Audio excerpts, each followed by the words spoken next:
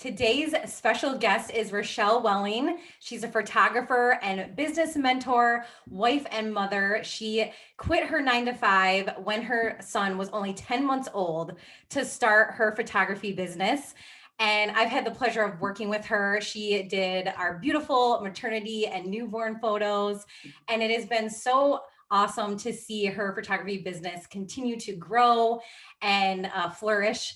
And I'm so excited for you guys to hear her story. And I know she's also going to be giving us some amazing business tips as well. So welcome, Rachelle. Thank you so much, Ashley. It's been a pleasure watching your business grow. It's alongside of mine. I feel like I've been watching and learning from you since you've been doing this. So I feel like the feeling and the respect is so mutual. So thank you so much for having me. Thank you. Yeah, it's been great to just even like bounce ideas off each other and just support one another. And I am just so excited for everyone to hear your story because you didn't start in photography. So I kind of want you to just start from the beginning. Where did your career begin and how did you end up where you're at today? So that is a really great point, and I'm glad you brought that up and reiterated that because I want people to know that it was never like a lifelong goal. And I feel like so often we hear in entrepreneurship or in just business that, you know, these people have had, especially in creative entrepreneurship, these business owners have had these dreams for years or since they were little. That was absolutely not the case. So just know, anybody listening, if that scares you or intimidates you, that you haven't felt that way, don't worry about it. You can still make it work. Let me backtrack and start from the beginning just to give you an idea. So in 2011, I graduated from Michigan State University, and my degree was in communication, basically the typical degree of somebody who has no idea what they want to do with their life. And after graduation, I bounced around a couple unfulfilling jobs before I finally landed at a news station. I was a morning television show producer, making a laughable salary. The title sounds cool, but the salary was garbage. But I didn't care. It was a jump in the right direction for me. So I didn't care that I was making less than like a panhandler at this job because I knew that it was the right next move for me. The decision was after many, many tearful nights thinking, is this really as good as it gets? I couldn't believe that like this was what adulting was. And I feel like a lot of people listening who are entrepreneurs can maybe relate to that if you didn't directly go into entrepreneurship right after college. You kind of like had to feel your way through some crappy jobs and situations before you really found that passion. So yeah, I was thinking, what the heck is everybody doing? Is everybody okay with this life? I don't know if you actually, I know you can relate, yes, right? I totally relate. I said the same thing. Like, is this really it?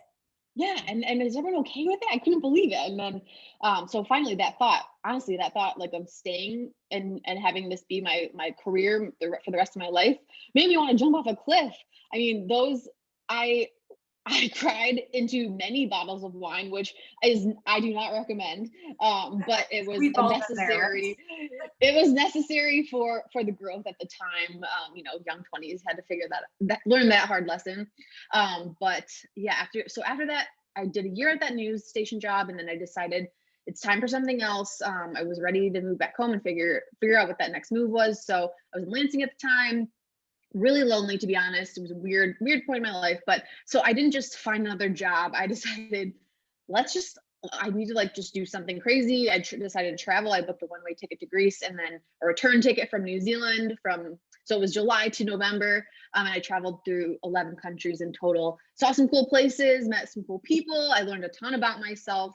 And then came back home in November to really figure my life out. And within 1 week, I had an interview at an ad agency and I got an offer the next day. So I think it was all just divine intervention and great timing because it just was crazy how it all aligned. So then fast forward. So then I was content in that advertising job for, I want to say, around 5 years. And then, so fast forward, I got married, had a child. March 2019, my maternity leave ended at this ad agency. And we had also lost our biggest client, meaning I was out of a job. So I interviewed, found a new one, and coincidentally started this job a week after my leave ended. So it was all kind of working out, and I thought it was the way it was supposed to go. great on paper. My parents could finally breathe. My dad literally told my mom that he felt like he didn't have to worry about me anymore because I had this amazing, well-paying, cushy corporate job, looked great on paper, something that you're proud to tell, as parents, like you're proud to tell your friends, like, my daughter's like, she's making it. And so that was also feeling proud of myself and thought, hey, this is it. I finally found the thing, because I liked the ad job, but I wasn't obsessed with it. So I thought, hey, maybe this is it, where I figure it all out. It wasn't. So I learned that it was actually, so having Leo, I would like to say having Leo was the wake up call I needed to really put things into perspective. And I think a lot of moms listening can relate. Actually, I'm sure you can relate, working your 9 to 5 while, so you get the baby up, bottle at 7 a.m., conference calls at 8 a.m. while putting on makeup, and then commuting to work, working the 9 to 5, and then trying your best to turn invisible at 5 p.m. so nobody notices you walking out right at 5, because I needed to pick my son up from daycare, and then taking conference calls after he went to sleep. Like, my days were full, but I was so unfulfilled. I had zero passion for this job. It only took me about a month to learn this, and it didn't fire me up at all. There was any spark I had in me had diminished.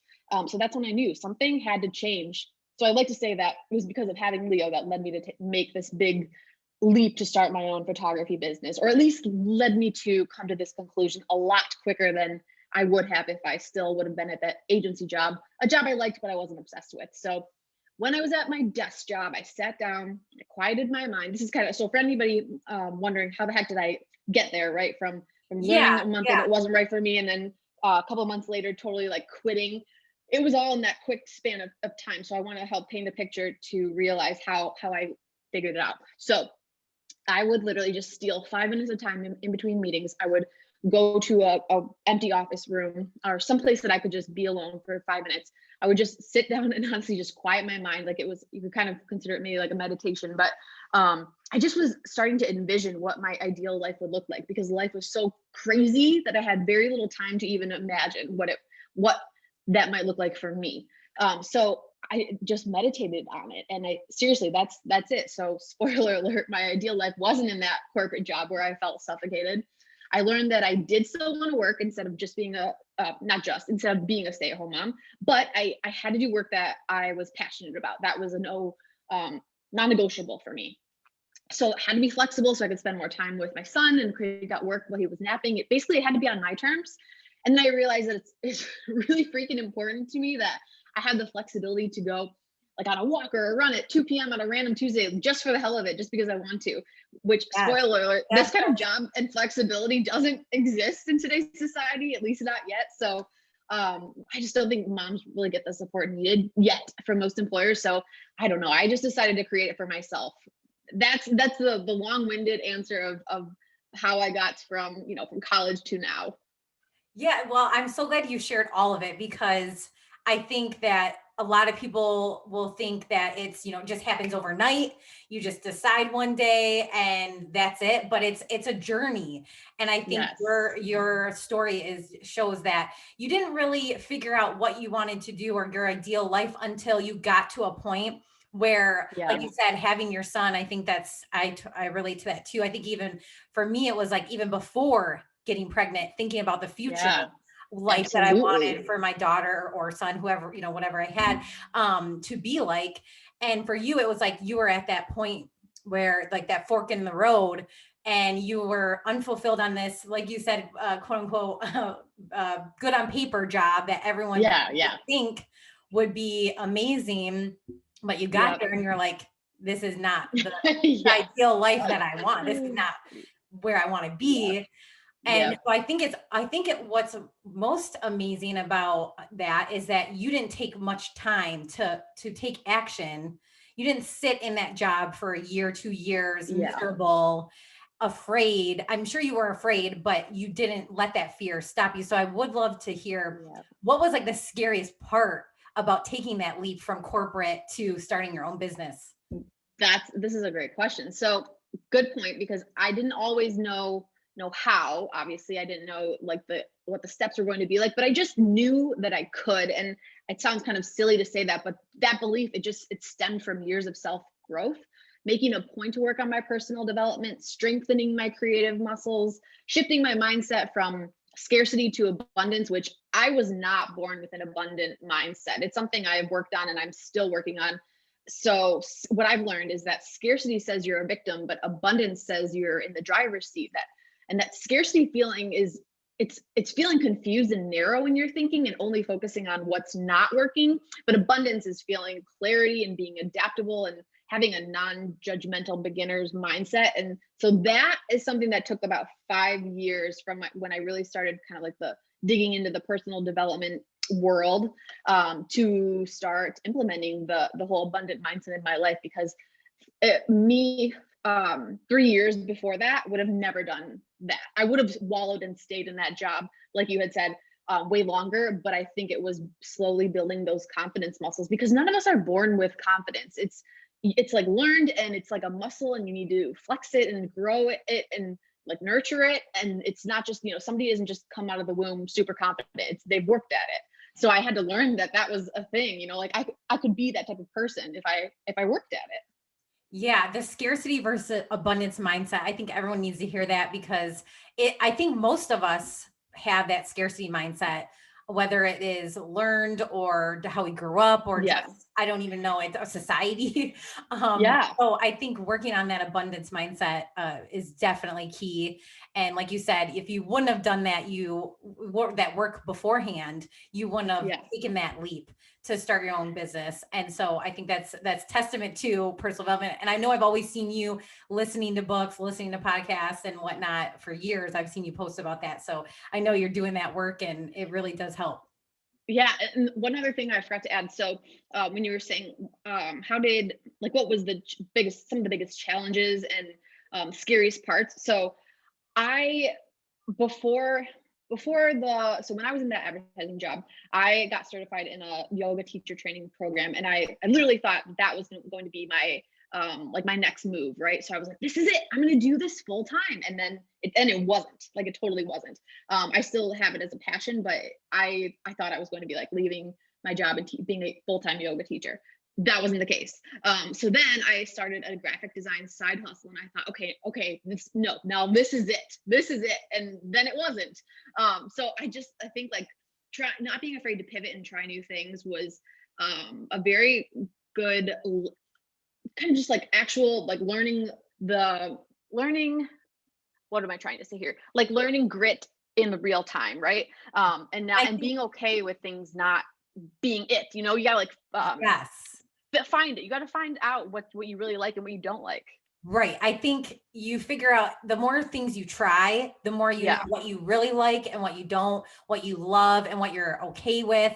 Yeah, you have to try. It's not going to always be, I think most of the time, it's not going to be that first thing. You got to try Right. different things until you really figure out what is my true passion or calling. And there's Yep. different seasons. I know we've talked about that too, like Yeah. different seasons in your life. So what made you decide on photography? What made you land on that? So, okay, great question. Because, like I said in the very beginning, the goal was never always to be a photographer since I was little. It was never my dream. I have always, though, been into like visual art I've always been a creative person. So I think when I look back now, it does make sense, but it was never clear in my mind, like I need to be a photographer. So I've always had photography as a hobby. I just never really thought of it as a career or that you could really make money doing it. I taught myself photo editing in high school and was all about taking self portraits with my parents' point and shoot camera, and that was always with me. I bought my first DSLR when I was a senior in college, so you could definitely say I've been into photography more than the average person, but not enough to really pursue it. So when I saw other people posting professional family photos or wedding photos, I looked at that and I thought, okay, I could definitely do that as somebody who kind of like has an eye for that kind of thing. Like I said, I've always had an eye for visual art, so I knew that I could figure it out. Like I knew that it was just learning how to bridge that gap, like how to operate a camera and then learn editing software.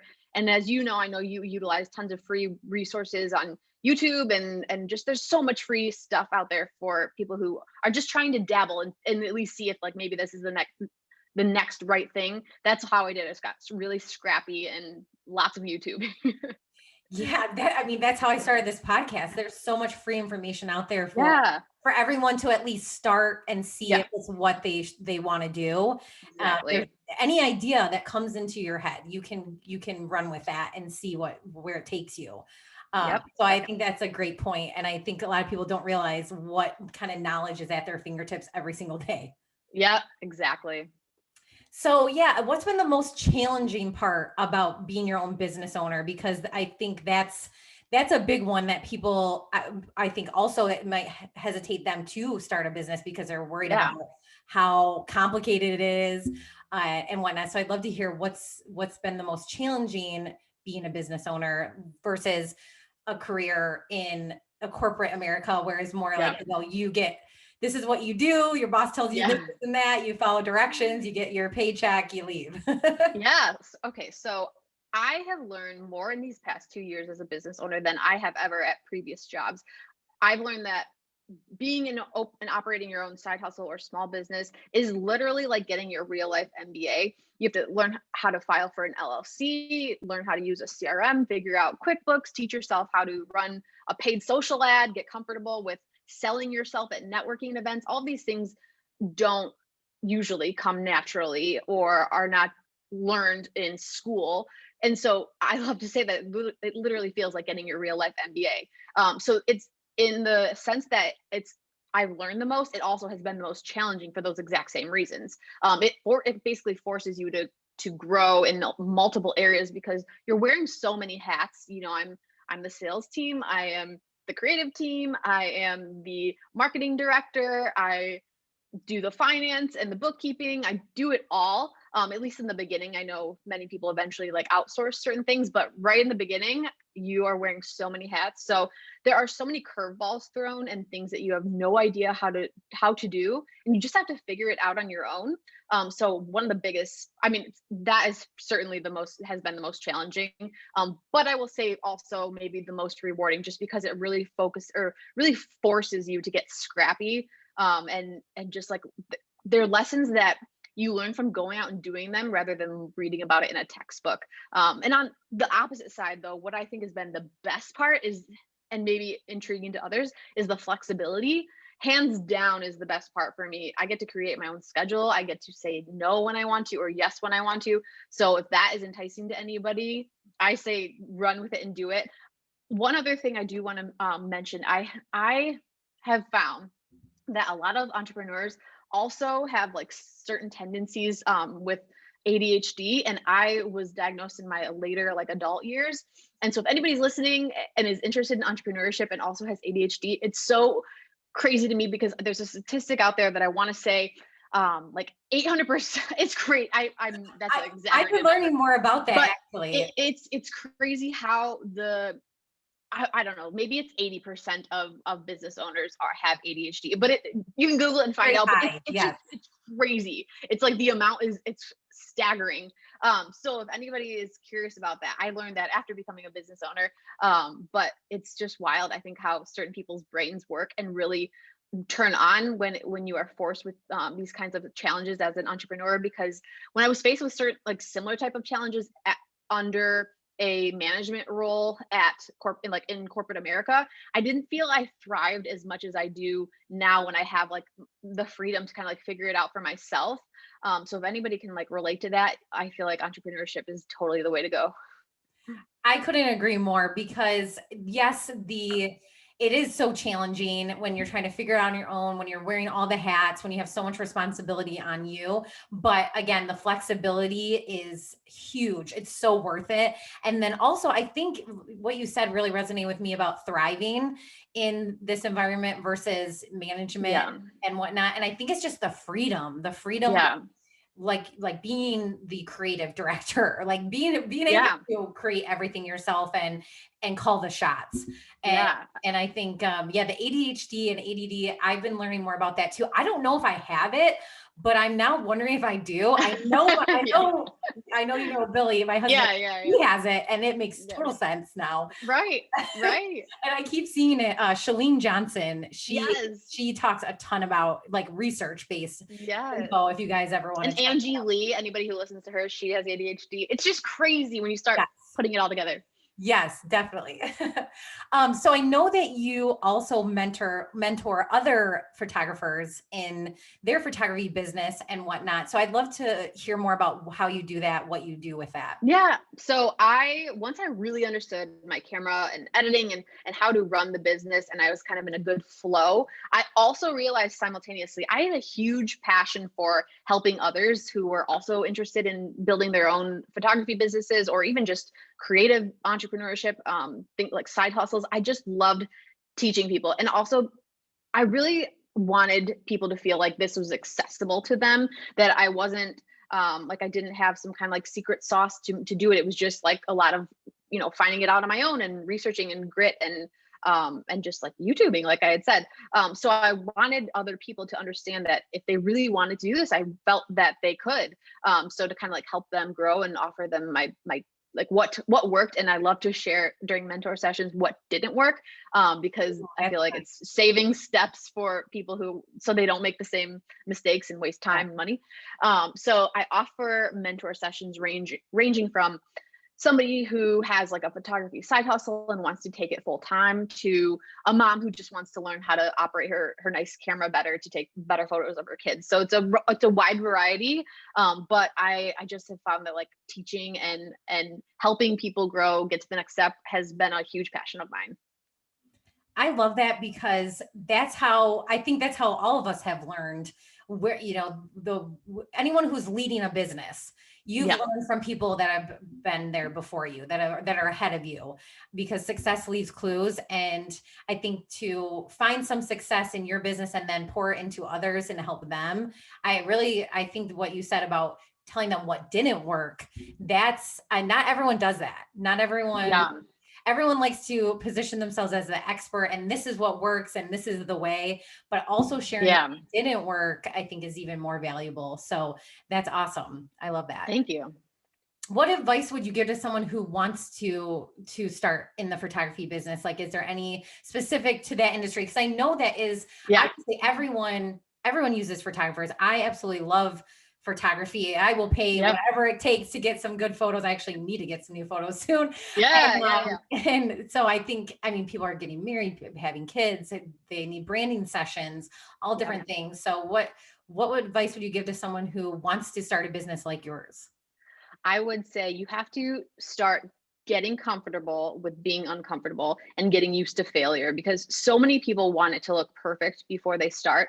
Analysis by paralysis is real. So many people overthink in business. They say, I just need a couple more months to really get good at, fill in the blank, and then I'll be ready to start my new side hustle. And then a few months goes by and you hear the same person saying the exact same thing. Not yet, just a couple more months. And then guess what? It never happens. They are waiting for everything to be perfect. I started way before I was ready. I knew I wasn't where I wanted to be yet, and there was so much I still had to learn, but I could envision myself doing it with time. And heck, sometimes I still feel that way. But you just need to start. That's my biggest piece of advice is just start. Start messy, but just start. So here are some actionable steps for anybody who's trying to start a business, and it doesn't have to be photography related. But I would say number one, do a cost of doing business. So there are plenty of free templates out there. This is going to tell you how much you need to charge if you're going to reach your salary goal. So, and then it's usually a lot more than you think, which leads to my next point is number two is raise your prices. You might think, well, I'm not doing it full time yet, so I can keep my prices lower. But it's a lot harder to raise your prices after you're in business than when you're first getting started, because people will get used to you being at a certain price point, and then they're going to have a really hard time not thinking of you as like, let's say, a shoot and burn photographer, which is like someone who just kind of like shows up, delivers your images, you don't really hear from them. When you start asking for more money, when you start asking for like $700 a session, they're going to be like, wait, what? Where did this come from? So then number three, do it the right and legal way. File for your LLC, get business insurance, pay your taxes. Number four, don't half-ass it. Invest in a CRM tool to give clients the best user experience. Pay somebody to design your logo. Don't just make it in Canva. Not shitting on Canva. I love Canva, but you know what I mean? When it comes to like marketing tools and like really having a legit brand, I know you invested in a branding person. That's my point here is like really pay somebody to do it well. Go to networking events, invest in mentor sessions. And then last piece of advice, number five, if you don't talk about your business, no one will. So stop being afraid of sales and treat this like what it is, a business.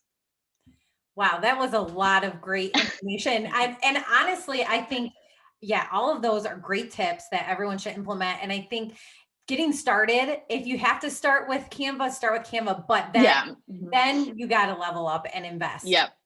For sure. Get started where you're at, but as soon as you get the ball rolling, it's time to invest in your business. And I know many people, most entrepreneurs are afraid to invest in their business, but it always works out in the end. And you're always, Yep. it's like back to that abundance mindset that you talked about. Like, have Exactly. that abundance mindset. You know that investing in your business, you will get ROI. You will get a return Yes. on that investment, because you will get the clients, you will build the business, and your income will increase because Yep. you went to the professionals and leveled up everything. Yeah. And I I think that, truly believe that. yeah, and I think that kind of goes with the pricing, because Mhm. it's like knowing your value and your worth, and Yeah. not being afraid to go out there and claim it. You Yeah. Yep. Absolutely. I know? totally agree. I think too, what you said about talking about your business, not just like kind of hiding behind your website or hiding behind, you have done it. One of the reasons why I wanted to have you on is because I have just really seen in the last year, you getting out there on social media and using social media to honestly be different than a lot of photographers, getting yourself out there more, not just relying on your images, but actually teaching on social, and just Hmm. using social for what it can be used for, and reaching Yeah. people. So I'd love for you to kind of just share like how you've been using social to grow your business, because I think you're doing Yeah. great with it. Wow. Thank you. That's a huge compliment, especially coming from you. So posting and showing up consistently, letting people get to know the real me, providing value, such as, like you mentioned, like sharing photography tips and tricks on my stories, utilizing video content, like especially like stories and reels now. People, they love to put a face to a name. So that right from the start, I decided I needed to show up, show my face on stories very often. In the first year, I want to say I had a goal of showing up once, like every day, and just even if it was just like one quick like 15-second video, but just talking to the camera and trying to just get people to like really understand and know who I am. Because when you're showing up on stories, people can relate and get to know your personality, and then they feel like they really know you.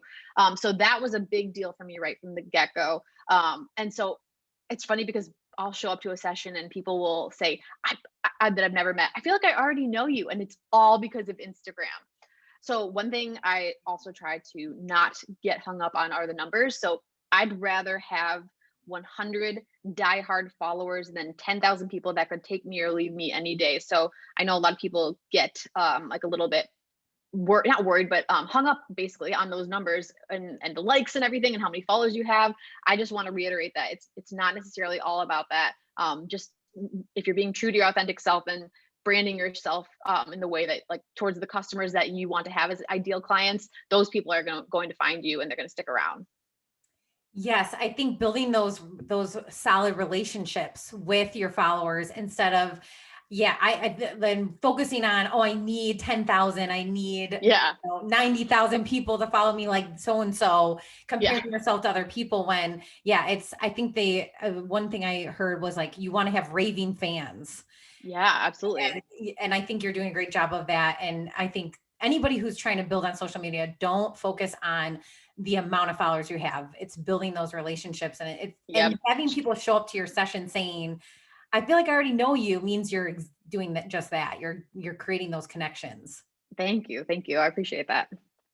And so I want to also hear, because I know we kind of mentioned it earlier, but I want to hear, what kind of habits do you have that have helped you succeed? Like, are there any daily rituals or habits, routines that you do that have kind of been helping you with that abundance mindset and whatnot? Because I feel like that's really important as entrepreneurs. Yeah, totally. So when I am on my A game, so I want to reiterate, this isn't every single day, but when I am on my A game, I have found that this trifecta catapults me to showing up as my best self. So number one is daily movement, which for me looks like 20 to 30 minutes of exercise. I am kind of like a all in or all out person. So I like to stick to workouts that are fun. So whatever that feels, and I don't know if anybody's in the same boat. If you're having a hard time kind of sticking to a workout program, or even just getting yourself to work out, start with what feels good. That, even if that's just like walking, or if you like dancing, whatever feels good to you, do that. And then you could kind of like build up into a program. But number two would be meditation. So 5 to 15 minutes, either guided or unguided. I like to use the free Insight Timer app for that.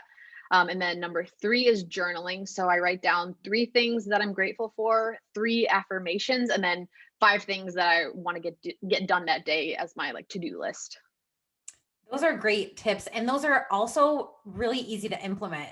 Because what you said For was sure. nothing you said was like over an hour each or anything Yeah. like that, or overly complicated. I think that could be something people could even just take one of those 3 and start doing those daily Yep. and then add on. Compound habits. Yep. Yeah, Exactly. I love that. I need to get back into meditating. I've not been doing Like that at I all. said, when I'm on my A game, I did not, for the record, I did not meditate today.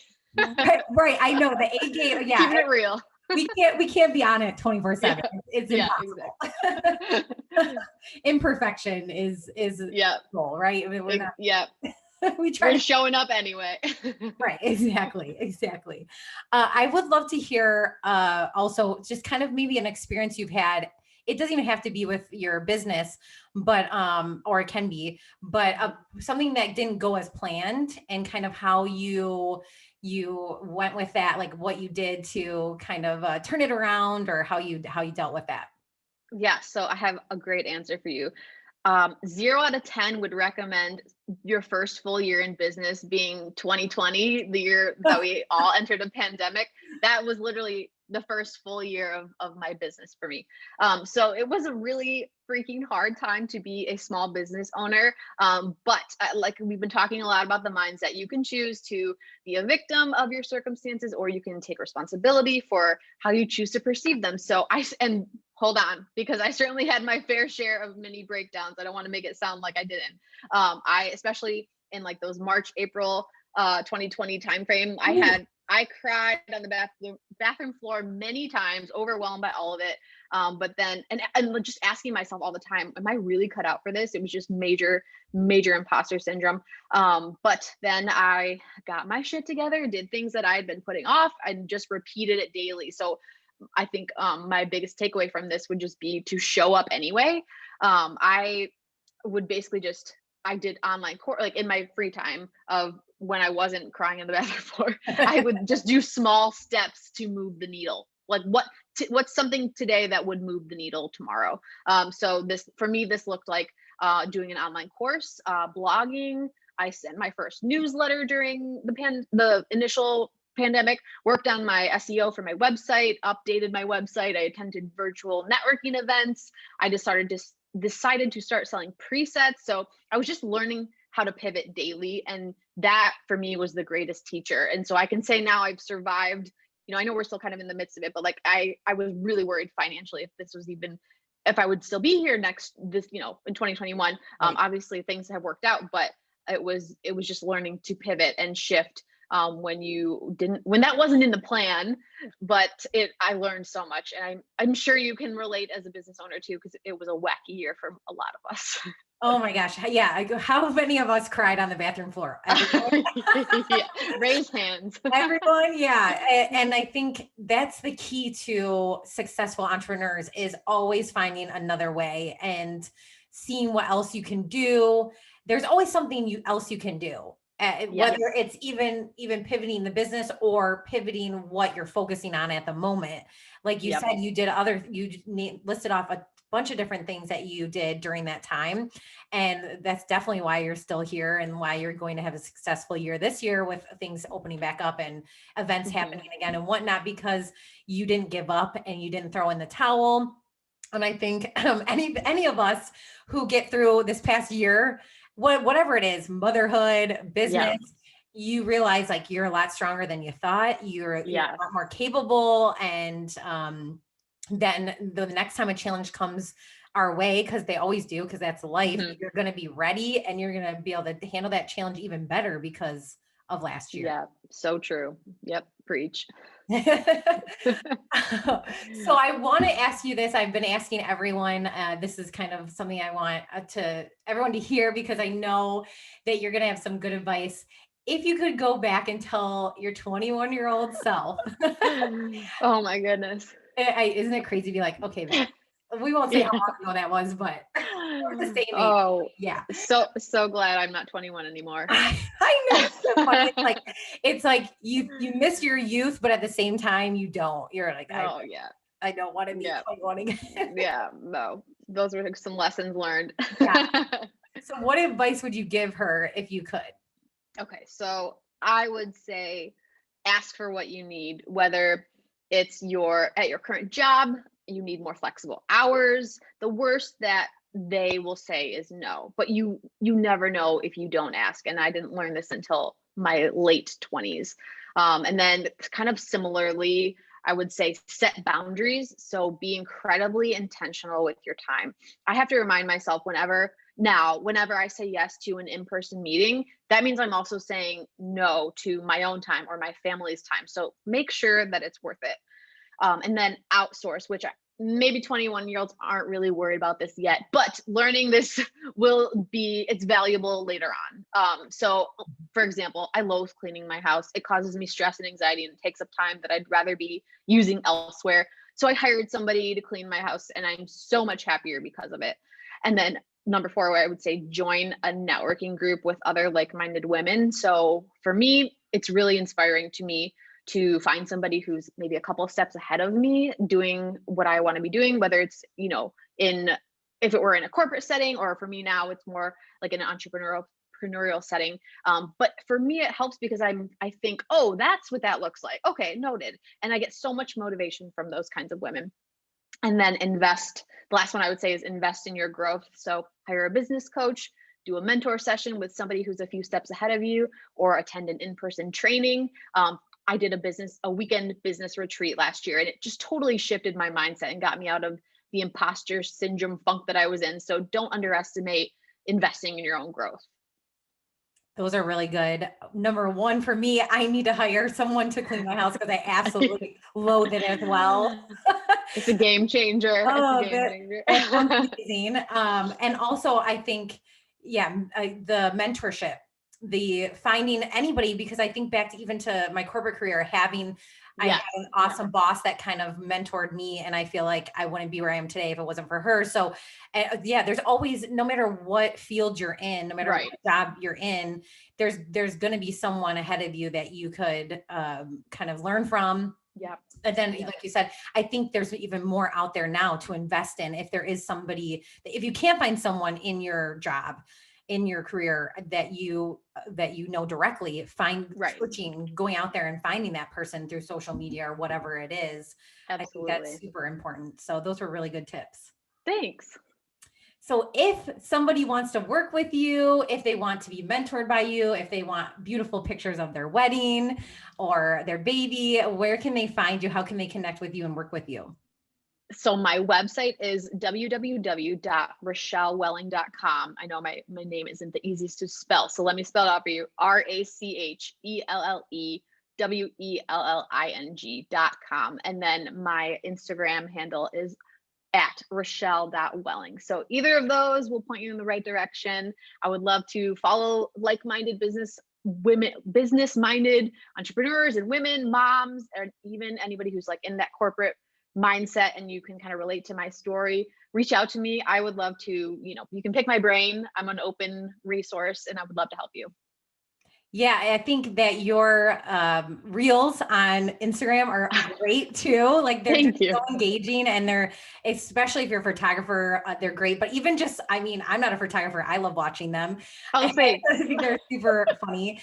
And I will definitely put your Instagram and your website in the show notes so that people can find it there as well. But thank you so much. This was so insightful and impactful and really great tangible tips that people can use too. Oh, I'm so glad. Thank you so much, Ashley, for having me.